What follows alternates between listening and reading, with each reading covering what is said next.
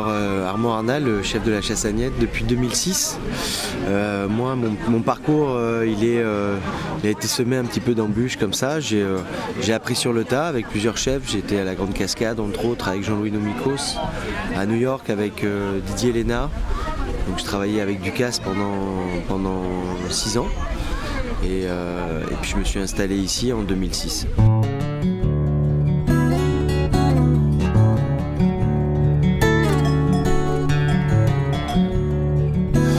Je suis venu un peu à la cuisine un soir où je faisais à dîner pour des amis et où il y a eu un peu ce déclic où mes potes m'ont dit écoute, on a très bien mangé, on a passé une bonne soirée. Et là je me suis dit bon bah il y a quelque chose à faire, et donc j'hésitais entre ça et être photographe, et je suis tombé chez un bon cuisinier et un mauvais photographe, et donc le chemin est parti vers la cuisine.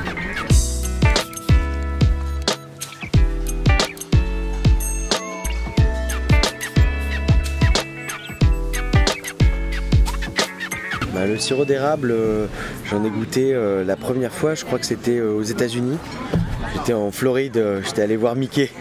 Donc après, il y a eu une boutique à Paris où on pouvait en acheter, une boutique américaine où on pouvait en acheter. Et puis j'avais mon idée préconçue sur le produit.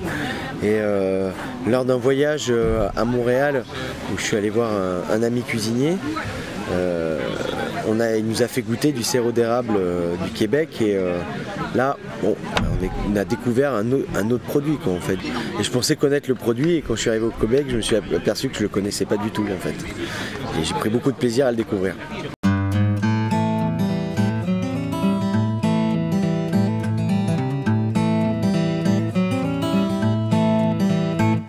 L'érable, ce qui est intéressant, c'est qu'il a une densité beaucoup moins importante que le miel par exemple, ou le sucre, au niveau de son côté gras quoi. C'est quelque chose de beaucoup plus fluide. Donc pour préparer des bases de vinaigrette ou par exemple des marinades, c'est intéressant parce qu'on n'a pas le sucre en fait qui ressort. On va vraiment avoir le goût du produit. Et en cuisson ça tient bien, ça brûle pas très vite. Donc c'est un produit qui est assez intéressant pour ça.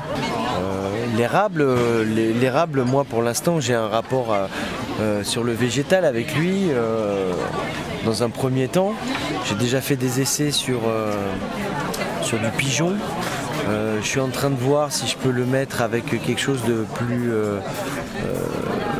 maritime peut-être. On est en train de voir, on est en train de faire des effets, mais je pense que sur le végétal et sur la saisonnalité, par exemple sur le mois d'octobre, sur l'automne, sur mes cartes d'automne, il va trouver sa place, en tout cas, très certainement.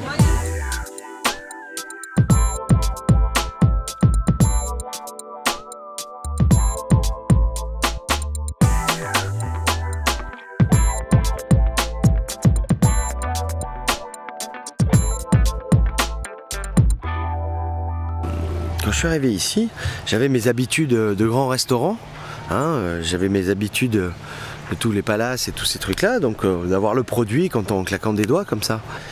Ici, la nature, elle prend son temps, on fait du bio, on écoute le produit et on essaye de le comprendre et de le cueillir au moment de le cueillir. Le bon côté de la nature, c'est qu'elle te donne les produits dans une saison qu'elle te donne, sont faits pour se marier ensemble. Et ça, c'est assez incroyable. Après, il faut attendre, il faut être patient. Mais bon, ici, on a le temps d'être patient.